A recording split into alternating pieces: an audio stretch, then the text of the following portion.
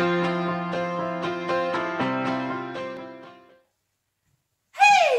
tout le monde, j'espère que vous allez bien. En tout cas, pour ma part, ça va super. Et oui les amis, me voici de retour après 3 semaines d'absence. Et aujourd'hui, les amis, je reviens avec une nouvelle vidéo intitulée Draw My Life.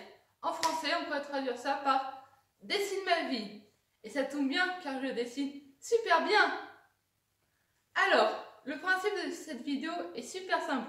Il suffit de dessiner sa vie sur un tableau blanc avec un feutre. Vous êtes prêts?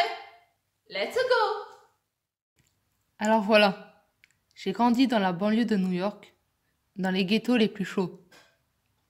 Par la force des choses, j'ai dû prendre les armes à de nombreuses reprises pour me faire respecter. En vrai, ma vie est bien plus classique. Je suis née en région parisienne, dans le beau village de Marcoussis, connu pour son centre de rugby.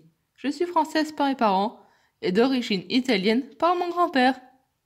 Mon père est responsable commercial depuis quelque temps et ma mère travaille comme responsable ADV depuis 2 années déjà. J'ai aussi une petite sœur, assez différente de moi. Moi, je suis grande et belle, alors qu'elle... Je plaisante, bien sûr! Depuis que je suis toute petite, j'ai toujours eu du mal à créer du lien et à me faire des amis. En cours de récréation, quand les autres enfants s'amusaient entre eux, moi, je restais seule dans mon coin. En fait, très vite, j'ai compris que j'étais différente des autres enfants. À force de fréquenter les hôpitaux avec mes parents, à la recherche d'explications sur mes particularités, j'ai découvert l'existence de ma dyspraxie seulement en CM2, ce qui est assez tard. J'ai compris alors que ma vie serait différente, un peu comme moi. Pour rappel, la dyspraxie est un handicap invisible qui complique pas mal la vie au quotidien. Je me suis mise alors au basket pour avoir une vie normale et m'intégrer à un groupe. Plus tard, j'ai découvert avec passion le ping-pong que j'adore. Ayant peu d'amis, je me suis pas mal intéressée à la vie des autres, notamment via YouTube.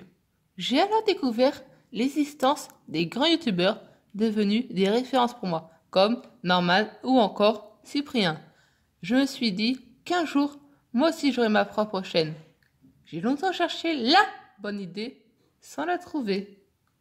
Peut-être par peur d'être ridicule face à une caméra, je me suis longtemps cherché des excuses pour ne pas passer à l'action.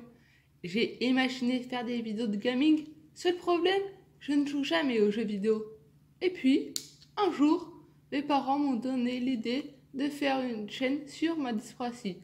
Dans un premier temps, je n'étais pas pour, car je n'acceptais pas facilement de parler de mes handicaps.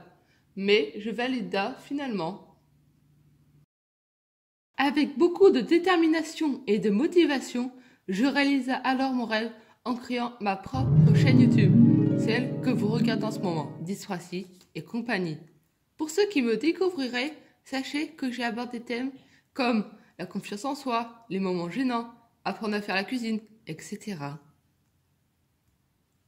Créer ma chaîne a changé ma vie, car j'ai enfin trouvé un moyen d'expression qui me convient. J'ai aujourd'hui plus de 200 abonnés. Et j'ai besoin de votre aide les amis pour atteindre mon objectif de 1000 abonnés.